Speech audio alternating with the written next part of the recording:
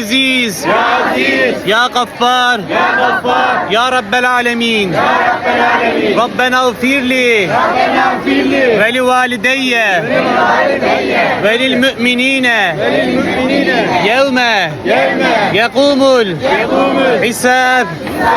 Ya Rabbi, Ya Rabbi, bu yağmurun altında yağmurun altında günah kirlerimizden günah kirlerimizden arınmadan arınmadan bizleri çıkarma ya Rabbi. Bu yağmurla beraber bütün günahlarımızı bağışla ya Rabbi. Ya Rabbi, bu yağmurla beraber yapmış ve yapacağımız bütün günahlarımızı affeyle ya Rabbi. Affeyle ya Rabbi. Affeyle ya Rabbi. Sen dualarımızı kabul edensin. Senden istiyoruz ya Rabbi. Hiçbir kulundan istemiyoruz. Bizleri muhannete muhtaç eyleme. Ona buna el açtırma ya Rabbi. Amin. Ebrar al, Ebrar al.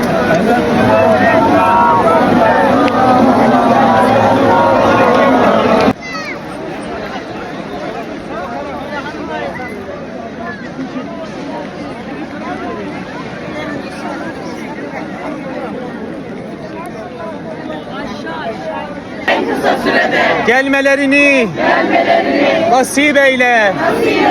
Ya Rabbi, bu yağmurla beraber bütün günah kirlerimizden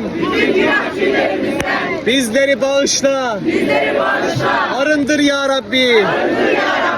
Ya Rabbi, bu yağmurla beraber işlediğimiz her ne kadar küçük, büyük, gizli, aşikar, her ne kadar günahlarımız varsa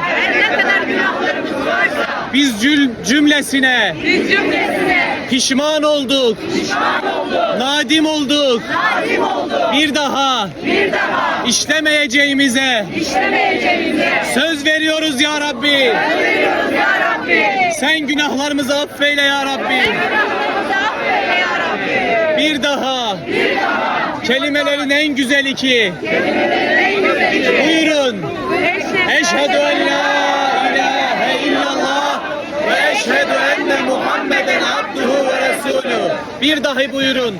Eşhedü en la ilahe illallah ve eşhedü enne Muhammeden abduhu ve resulü.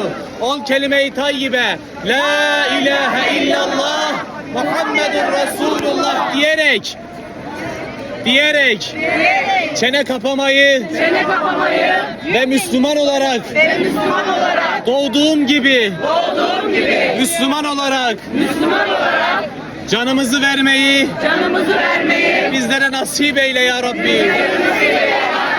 Biz bilmeyiz iyisini. Sen nasip et hakkımızdan hayırlısını. Biz bilmeyiz iyisini. Sen nasip et ümmeti Muhammed'in hakkından hayırlısını. Bismillahirrahmanirrahim. Ekber. Bismillahirrahmanirrahim. Ekber. Bismillahirrahmanirrahim. Ekber. Allahu Ekber ve lillahil hamd.